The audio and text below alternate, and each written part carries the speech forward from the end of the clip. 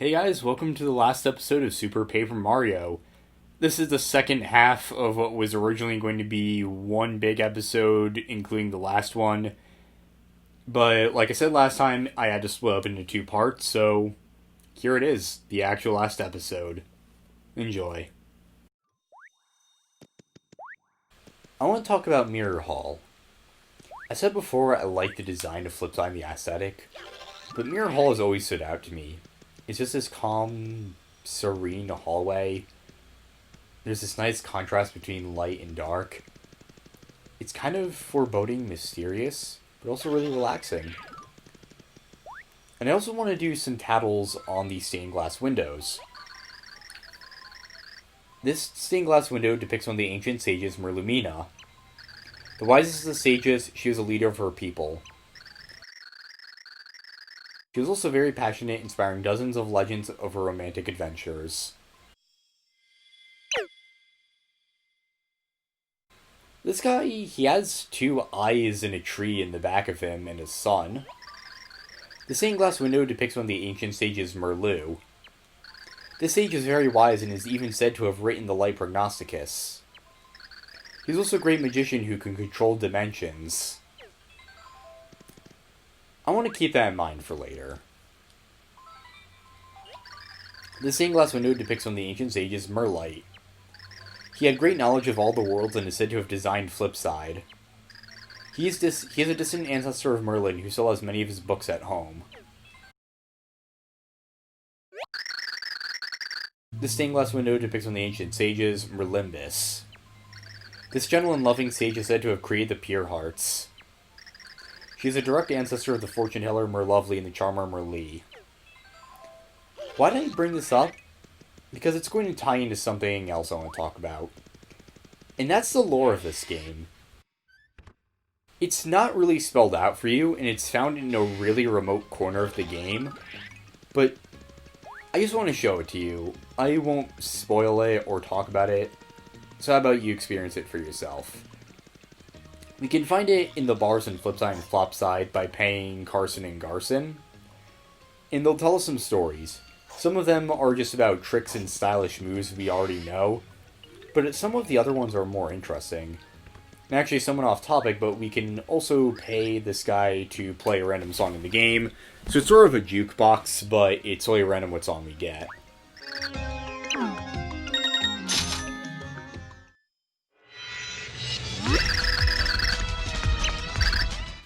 Of course we get the horror movie music. I mean, it could be worse. It could have been the River Twigs bed.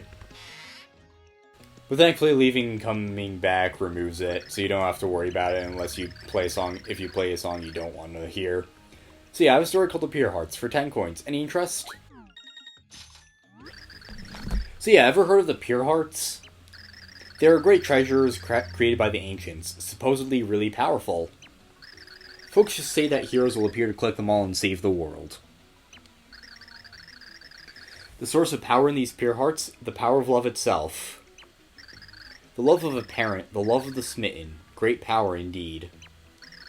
The ancients researched this power, believing it to be the universe's only salvation. And these pure hearts were thus created, the shining embodiment of love itself. Their combined brilliance will negate the destruction born of the Chaos Heart, we hope. I have a story called The Dark Prognosticus for 10 coins. So yeah, ever heard of the Dark Prognosticus? Everything that will happen in the future is written down in this book. The author and the source of his knowledge are still a total mystery, though. Over the years, many have fought over it. Entire countries have fallen. And the fall of those countries is already predicted in the book. Imagine going through awful stuff to get the book, only to read about it all after. Anyway, someone hid the book long ago, and now no one knows where it is. I wonder what sort of person has it now. I have a story called The Ancients for 10 coins. Ever heard of an advanced civilization called the Tribe of Ancients? They were like 1,000 times smarter than you or me. There were 4 austere sages among them. You know one of these is Merlumina. But when it came to love, these sages were unreserved. Their passion burned hot. I've heard some pretty spicy legends about the love life of Merlimina in particular. In fact, her love life threatened to destroy the world on a few occasions. I don't know if these stories are true or not, and I guess we'll never know. Destroy the world. The implications of that are a little strange, wouldn't you think, given what we know about the Chaos Heart? I have a story called Flipside Secrets for 10 coins. So yeah, these were the words written in the book left behind by the ancients. On the outskirts of town, 3rd floor, look for the hidden platform to go up. I don't know what this means exactly. Maybe it's a way to find secret treasure, maybe I ought to go check it out. That's supposed to be a hint to the cooking discs. I have a story called Descendants of the Ancients for 10 coins. So yeah, you meet Merlin and Merlee yet? They're descendants of the Ancients and distantly related to each other, I hear. The Ancients hid the pure hearts in various worlds to stop eventual destruction. Then the Ancients scattered to the various worlds to pass the rest of their days. Most of them were wise and kind like Merlimina. And like Merlimina, many of them would totally lose their cool when they fell in love. But it was this very passion that let them build the vessels of love, the pure hearts. I have a story called Pit of 100 Trials. You know about the Pit of 100 Trials? It's supposedly this 100-room labyrinth underneath this very town. Many have searched for the entrance, but it still remains hidden. The only clue we have is this saying from the ancients.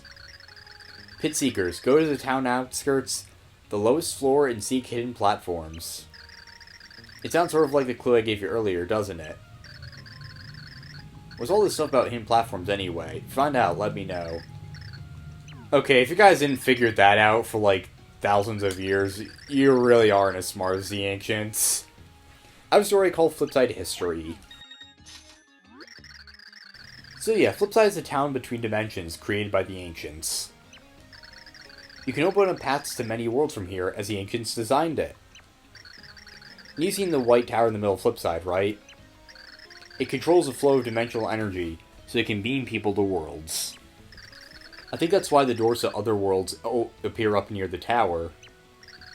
Here there's another version of the tower, a dark one. I wonder where the dark tower is. Yeah, I admit, I don't know. Do you? I have a story called More Flipside Secrets. The town of Flipside still has so many secrets to hide. I just found this passage not too long ago. Flip is flop. If you cannot break through in flip, you should try it in flop. I don't know what that means, but I'm sure it'll lead you to something pretty good, so go try it out. That's basically a hint to, like, if you break various items in flip side, it'll also break in flop side. We've done a few puzzles about that. I have a story called The Hero Legend. The ancients traveled to many worlds to entrust people with pure hearts. It was to keep them safe from destruction or misuse by those with evil hearts. The pure hearts were drawn by their own power toward those strong with love. The ancients used this trait to find suitable guardians in each world. And a few romances also began as a result of these little journeys. Many of the ancients who found guardians fell in love with those they met. And so they lived their days happily in the world they'd visited out of duty. This is how the legend of the hero is passed down to future generations. There's also a story called More Stylish Moves, but it's not really that interesting, it's just a tutorial. I have a story called Pixls. You know about Pixls, right? Yeah, I see that you do. Those wily ancients were smart, but not too strong. They needed muscle. So they made the Pixls for anything physical they couldn't do on their own. With the help of the Pixls, the ancients built amazing worlds. But now that technology is mostly lost, as the Pixls are scattered and forgotten. There are even some original Pixls stronger than the rest, who still wait to be found. I see you found a Pixel already, but there are others you haven't found yet. I have a story called Merlin's Love Life. Those ancients were passionate and romantic. Did I already tell you that? Even Merlin, their descendant, is wild for love, you know. Why, he had quite a thing for Saffron the cook. He went to her cooking shop every day and wooed her constantly. He finally broke down and confessed his love for her, and here's what she said. If you can finish an entire serving of my saffron special galactic meal, I'll date you. And this is one of the biggest, most filling dishes anyone's ever seen, mind you. But he dug right in. According to spectators, he finished all but a sprig of parsley left on the plate. Just then, some poor girl appeared in town who was severely injured. Merlin had to help her, so Saffron let him suspend the challenge. I don't know what happened to that girl next. But then Merlin became engrossed in his studies, and he hasn't wooed since. Maybe we'll get back to it and the world is peaceful and safe again.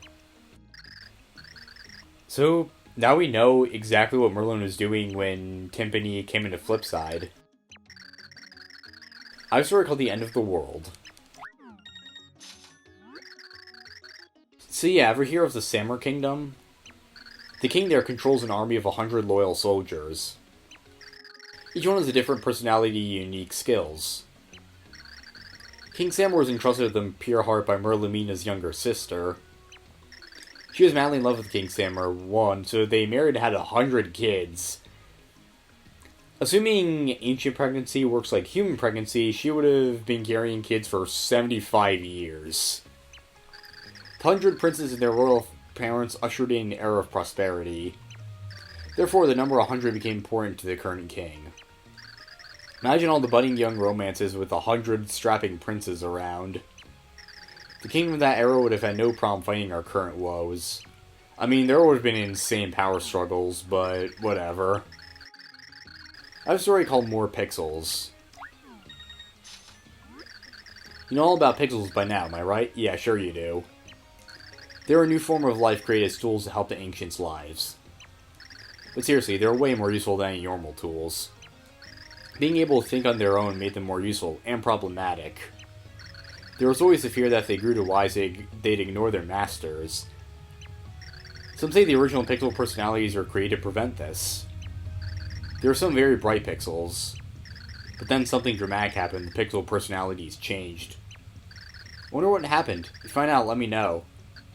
So it looks like the Pixls were originally meant to be slaves for the ancients, which is, well, kind of surprising given what we've heard about them. It sounded like they were, like, harmoniously working alongside each other, but it looks like it might not have been as cheerful as that. I have a story called Restoring Pure Hearts. The Pure Hearts are powerful treasures created by the ancients. The secret of that power is the ability to detect and amplify love energy. Some among the ancients believed strongly that the power of love was infinite. They believed this power to be so great that no forces could ever defeat it. They believed it would last and survive unchanged for the 1500 prophesied years. This is what they believed about the power of love, the power of the Pure Hearts. As long as there is love in the world, the Pure Hearts can overcome any setback. You could say that the ancients believed in love abiding, kind of romantic really. I have a story called Returning to Peace.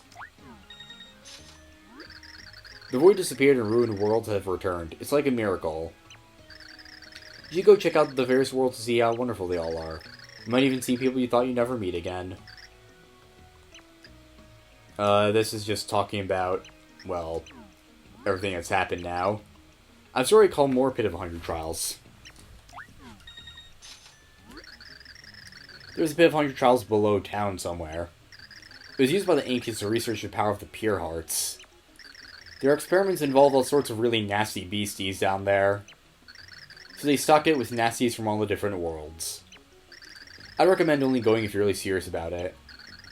There's a secret treasure of the ancients hid down there somewhere.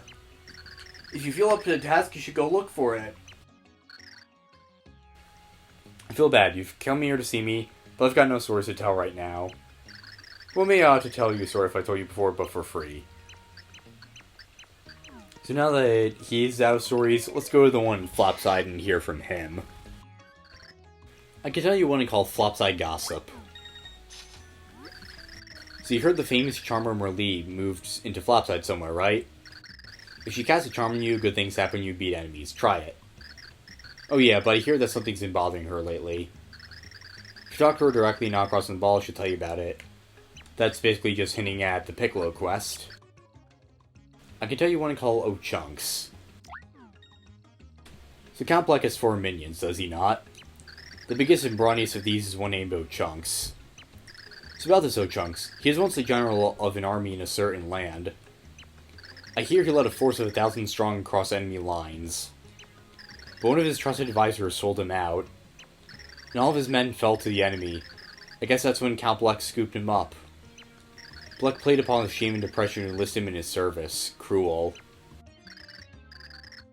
So, Ochunks has a surprisingly sad backstory too, one that isn't hidden at the main story. It's really surprising and also dark and sad to see how low Count Bleck stooped to recruit him. I can tell you one called Tribe of Darkness. So have you heard of the Tribe of Darkness? Noram and others like him are descendants of the shadowy odd people. Long, long ago, they broke off from the Tribe of Ancients to live alone. They avoided mixing with other people out of pride. And no one even knows where they went to live, so they were so secretive. The rumors of a secret castle deep in a forest must have been lonely. In Count Bleck's flashbacks, he destroys the Tribe of Darkness, but since all the worlds are restored, it's not possible that they're back. I've seen theories that the castle he mentions, the castle in the forest, is actually Castle Bleck. I guess it would make sense that the first universe to be destroyed is the source of the void. Unintentional rhyme. So I guess it kind of makes sense that Castle Bleck would be the Tribe of Darkness's castle, but there's no confirmation of that. I can tell you one I call Mimi. So Count Bleck has 4 minions. The one named Mimi has the ability to mimic any person she wants to. She's so good at it that I hear she even sometimes forgets who she is. This Mimi, her true identity is shrouded in mystery. Some say she's a failed pixel experiment of the ancients. Others say she is the unintended creation of a witch. A witch who is researching potions that would allow shape-shifting. If you ever meet her, could you ask her for me? So, it turns we don't really know where Mimi comes from, too. Like he said, she could be a pixel experiment, she might be have been created by a witch, we don't know. I can tell you one called more Tribe of Darkness. So let me tell you more about the Tribe of Darkness I mentioned earlier. They started as a group within the Ancients who had more magic power. Fearing their power would be diluted, they forbade marriage outside the group. Their power was considered an important resource by all of the Ancients. But no one knows why their power is so important now. One day they all just disappeared from the Tribe of Ancients. And since then, no one has seen them. Did their games end? All is now shrouded in darkness. I can tell you one called Dementio. Count Bleck has 4 minions. I hear that one of them, Dementio, wields powerful magic. I don't know where he comes from or who he is. But I hear he approached and befriended the Count all on his own. And the Count even turned him away once. Until he read the Dark Prognosticus about the role of someone similar. Why was he mentioned in the Dark Prognosticus? Sounds fishy to me. Keep that in mind for later. I can tell you one called Final Tribe of Darkness. So let me tell you more about the Tribe of Darkness and why few talk of them. They did something so bad that mentioning them has become forbidden. I hear they sold the Dark Prognosticus from the Ancients and hid it. But I don't know why they would do such a thing. Some say they did it to use the book's power to enhance their dark magic. Some say they hid it from others who would use it for evil. But I heard of the last person who is known to possess the book. If the rumors are true, then you know this person is Count Bleck. I can tell you one called Nastasia. Count Bleck has 4 minions. One is an authoritative young woman named Nastasia, his right hand. She has the ability to brainwash people by looking them in the eyes. She can enslave even very powerful beings this way. And it seems none of the Count's underlings can resist her power. That's how she's able to order them around. She rarely expresses her inmost feelings, but she seems to love the Count. She has eyes only for him, you might say. I'm a little jealous. I can tell you one I call Flopside Piv 100 Trials. So you've heard of the pits of 100 trials below Flipside and Flopside? Here they were created long ago to test the forces that guard the Pure Hearts. The pit of 100 trials here in Flopside is used to study the powers of darkness. I don't know exactly what that means, but it sounds pretty terrible. There's even a rumor that treasure awaits those who make it to the bottom. Do you have the courage to find out for yourself? I can tell you one I call of Bats and Men. So how about we change the pace and tell you a nice story for a change. This is one I heard in a distant land long ago. Once upon a time, a man went to look for the girl he loved, who was missing. As he passed through a forest, he found a bat stuck in a trap. He set the bat free, it promptly thanked him and disappeared. As he lay down to camp that night, he heard a voice and looked about. He noticed the sky was filled with a huge round moon. There stood before him a woman he had never seen.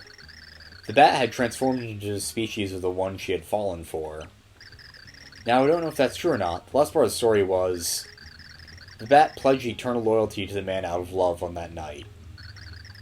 And that's the end of the story. I wonder what happened to those two.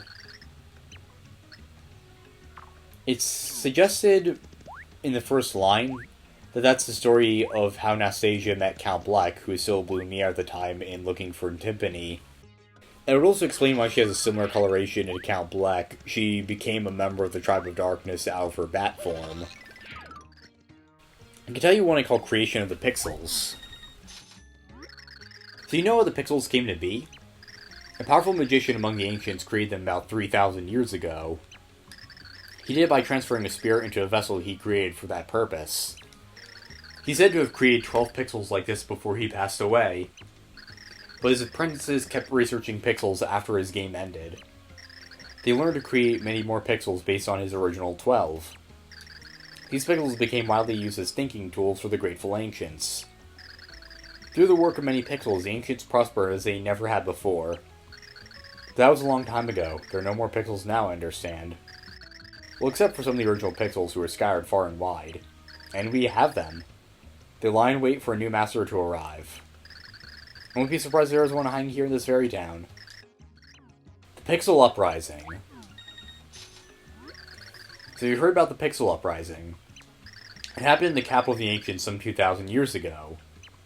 The Ancients lived in prosperity thanks to the work of many pixels. But one day that all ended.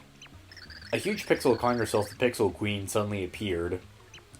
At her command, pixels everywhere rebelled against their ancient masters. It seems that most pixels were well-contained spirits, but she was different. In her case, a demonic spirit was contained within a pixel vessel. And this Queen Pixel had the power to command all the other pixels. The ancients had become so dependent on the pixels they were devastated. They suddenly lost their ability to build and rule their empire effectively. What happened then, you ask? Come back for the next installment. More Pixel Uprising. So now let's continue my story about the Pixel Uprising. The ancients were overthrown and enslaved by the Pixel Revolt led by the Pixel Queen. In the midst of the ruin appear the inheritors of the 12 original Pixels. They defeated the ways of Pixel soldiers and freed the enslaved ancients. They used catch cards to trap the mind-controlled Pixel soldiers, then healed them. They saw their friends fall one after the other in battle, but they persevered. The last survivor managed to make it to the castle of the Pixel Queen. But the Pixel Queen used her power of illusion to hide. She then unleashed horrific images upon the surviving freedom fighter. One of the pixels at his side was immune to this, for it could see truth. It helped the survivor fight, and he and his pixel finally defeated the Pixel Queen. But in the process, the pixel's game was ended. What's interesting is that the pixel that could see truth, isn't that what Tippy did? And it's said that Merlin made Timpani Tippy based on a design that had, well, fallen, that had been forgotten. So it seems like the original Tippy was the one that helped the hero defeat the Pixel Queen. Pixel Uprising's end. Now for another exciting installment in the Pixel Uprising. The vanquisher of the Pixel Queen is confronted with an awful truth. It turned out that the Pixel Queen was actually the very first pixel ever created.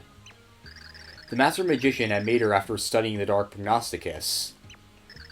So the last surviving apprentice took the Dark Prognosticus from the Queen. He decided to disappear with the book so that this sort of catastrophe wouldn't repeat. But even as peace returned, the Ancients could not lose their fear of the Pixls. So the elders among the Ancients gathered to discuss what to do. They decided to limit the powers of all Pixls from that day forth, and the creation of new Pixls was outlawed. But as a result, the power and influence of the Ancients began irreversible decline. Now the secret of Pixel creation is lost forever. The rumors abound of awakened Ancients and newly created Pixls. Is that true? If you know anything about it, please tell me. So the hero is implied to be the founder of the Tribe of Darkness, and that's why they split off. It's all fitting that Blumiere and Timpani's ancestors fought together once too. You here for a story? The Pixel Queen. So about the Pixel Queen from the Pixel Uprising. Do you know there have been interesting theories published about her? In one book left behind by the Master Magician's apprentice, I found this. The spirit within the Pixel Queen is not a demon, but rather a human. The Master Magician had a beautiful wife, a son, and a daughter. But he lost his wife and son in an accident. Soon after, his daughter caught a terrible illness, and her short game ended. Perhaps he transferred her spirit to a Pixel vessel? Well, that's a theory. Is it possible that the other Pixels were spirits from the game Overed? Anyway, the person who published this has already disavowed that theory. I mean, it does seem a little unlikely, right? But if it were true, I bet the daughter was so horrified by the deeds of her father that she wanted no one to ever use Pixels again. But what do I know? I do think nothing less would have broken the ancient Pixels dependency. The ancient Pixel dependency, I mean. Oh, and someday the son of the magician miraculously recovered from the accident. If so, the bloodline of the magician couldn't endure. Did they find happiness? Keep that in mind for later, too.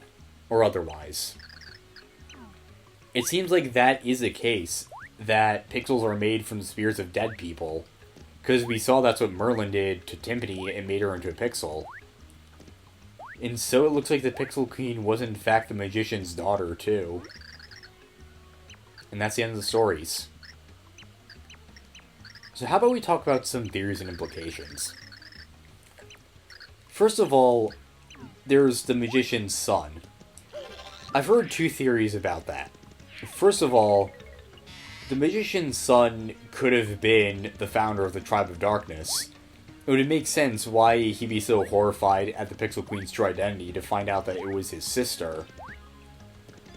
The other thing I've seen is that the magician's son is Dementio. There's also another theory about that. Well, actually, two I want to talk about. There's that he could be the magician's son, and that he might actually be the author of the Dark Prognosticus. What if he wrote the Dark Prognosticus and purposely included himself in it so Count Black would recruit him? It was all part of his plan to destroy and recreate the world, and that the Dark Prognosticus was never truly prophetic. Maybe, but we don't really know. Another theory I've seen is that he's actually Merlu, one of the sages we saw in Mirror Hall. Merlu was said to have the ability to control dimensions, which, well, is Dementio's power. And he's also said to have written the Light Prognosticus, which, well, I don't really see how that would fit in, why Dementio would write the Light Prognosticus. I mean, it's kind of clear he's insane, so maybe Merlu just went crazy after that. I don't know. There's enough hanging threads in all of the lore of this game to really make you think and wonder about what really happened. And I don't really see anyone talk about it. It's such a fascinating lore and raises such interesting concepts. And it's just hidden away in such a remote corner of the game. And I wanted to bring it into the spotlight a bit. So yeah, if you have any theories about the Pixels and the war or the Tribe of Darkness, feel free to leave them in the comments. Hell, if I really feel like it, I might even do like a game theory style video on it at some point in the future. But that's really all I want to talk about for the lore. Before we wrap things up, there's one more thing I want to talk about. And that's a theory regarding Shadou. It's widely speculated that Shadou is actually the Pixel Queen stated of in legend. Both of them have powers of illusion. Shadou said it wanted to get revenge on the Ancients in that it was used by them. So, it's widely speculated that Shadou is in fact the Pixel Queen, which I think makes for some more interesting lore. And I guess it would also make sense it would kind of be a fitting super boss. I've also seen some theories that say that Shadou is actually an eye because he saw a blinking motion, but I've never seen any confirmation of that. But now that there's nothing else to talk about, this is the end of Super Paper Mario. If there's one more thing about this game I want to appreciate, it's a song that plays during Timpani and Blumiere's Memories. It's just called Memory, and there are 4 versions of it. And I just love the song. It's really relaxing. I've been using it as the outros for each video. It's one of those songs I find myself listening to frequently. Whether it's just at night when I'm trying to go to sleep, I've fallen asleep to this song more times than I can count. Or maybe sometimes it'll just start running through my head. And I have some memories associated with this song too, funnily enough. Sometimes at like Boy Scout camp, I'd just be sitting at the campfire and the song would just be playing in my head.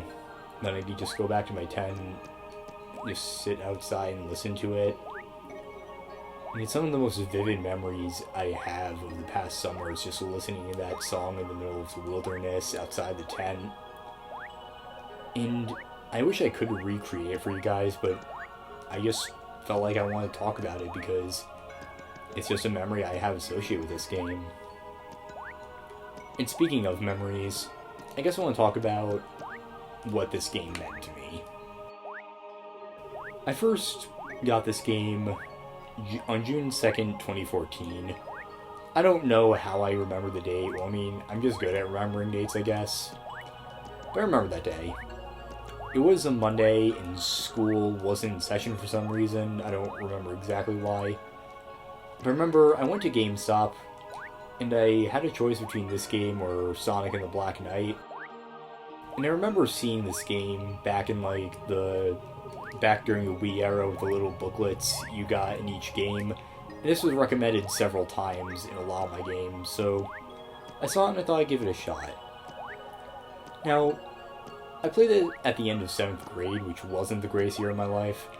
I just gone to a new school because my old one had closed down, and it had been a rough year because of increased workload. I had trouble socializing because I'd gone to the same school before that for like 7 years. So I never really learned how to make friends until then, honestly, so it was a very rough year, and I didn't really have any hobbies or interests to keep myself occupied with. And then I found this game. I love the music, I love the story. I ended up searching for it on YouTube. And that's when I found a Let's Play of this game. And I thought it was the funniest thing I had ever seen in my life, and I thought, you know, I want to do that. That summer was one of the best I've ever had. I didn't do anything spectacular, I didn't go to any fascinating places or anything, I didn't do anything extreme. But what I did do is that I found an interest in, I guess, retro gaming. And I remember during that summer, I thought, I really want to do Let's Play someday, especially of Super Paper Mario. As time went on, I eventually decided to do a Let's Play of Mario & Luigi Superstar Saga in my freshman year of high school, just over a year after that. This game is what sparked my interest in Let's Playing all those years ago. If it wasn't for this game, I wouldn't even be here right now doing this stuff for you guys. And whenever I play this game, I always think back to that summer, just how fun it was after a really rough year. I finally found something I was interested in again. I found more people, well, at least online, who were interested in what I was interested in. I know it sounds corny to say, but it really did kind of change my life in a way. And I guess continuing the story, I did Let's Plays until about my junior year of high school when Without getting into too much personal detail, my living style sort of changed a lot. And that, on top of increased workload, led to me not doing videos as much. And during my junior year, I just didn't really record anything. Don't get me wrong, junior year was probably my favorite year of high school, but looking back on it, I wish I had done some more recording stuff. And then during my senior year, I decided to try to record again, doing Let's Play of Paper Mario for the Nintendo 64. But then, I recorded the first episode in August, and by April I realized I wasn't really enjoying it. I do like Paper Mario 64 as a game, but I didn't have anything I wanted to say about it other than this game is good. I just wasn't really prepared for it. I didn't know how I wanted to approach it. I'm still not sure how I would approach it if I wanted to do it again. So, it just kind of fell apart and I decided to discontinue it. And I felt really discouraged after that, and I didn't know what I wanted to do with the future of the channel. And then I played this game again. And all those memories came back to me. I remembered how much I love this story. I mean, I still remembered how much I love the story, but I got to relive it again. I remembered all the fun memories I had of summer 2014, of the music. And I realized, you know what? I do have a lot to say about this game. I feel like it's overhated and doesn't get all the praise it deserves. So how about I show why I think it's so great? I recorded the first episode of this Let's Play in August of 2019, a few weeks before I left for my first year of college. And let me just say, my first semester wasn't that great. It was a totally new experience for me I wasn't familiar with, and I didn't really do so well my first semester. I wasn't able to find myself to record a lot until the very end of it. And overall, my freshman year was pretty rough. And it wasn't until the spring semester that I really began to find my place, really become friends with people. But in spite of all that, I think I made it. I was able to finally do another Let's Play again after years of inactivity. And I guess I'm proud of myself for that in a way. Will I ever do a Let's Play of other Paper Mario games? Probably. I don't know how I would do a Let's Play of Paper Mario 64, and I haven't played 1000 Year Door in like 5 years, so I need to replay that again before I did a Let's Play of it. I actually don't dislike Sticker Star as much as everyone else does. I still feel like I should replay that. And I also replayed Color Splash while I did my failed Let's Play of Paper Mario, and I really liked that game, so I'd be open to doing Let's Play of that. And I'm also excited for Origami King, which was just announced a little bit before I record the first part of this episode, the last episode now it's split up into 2. So, I'm not sure how we do it, but I'm not close to the idea, I guess. It's going to be a while before I upload anything again. I'm going to be rebranding my channel, and I want to record a lot more Let's Plays before I release them again, so I don't run out pre-recording material and just fall flat again. So it's going to be a while. But I can say in the time I've been making this episode, I have recorded a full Let's Play. It's going to be the shortest series I've ever done with only 9 episodes. But I'm pleased with how it turned out. So come back next time for something I said I'd do a really long time ago. And I did leave a hint in one of the videos, so try to find it if you can. Oh yeah, and also this last month, editing this has been hell. It's just been really rough to try to get all the bonus episodes together up until now, so I'm just so relieved it's done, honestly. And so I've said everything I wanted to say. This has been Tim with Let's Play Super Paper Mario. Thank you all for watching. I'll see you guys in my 8th Let's Play.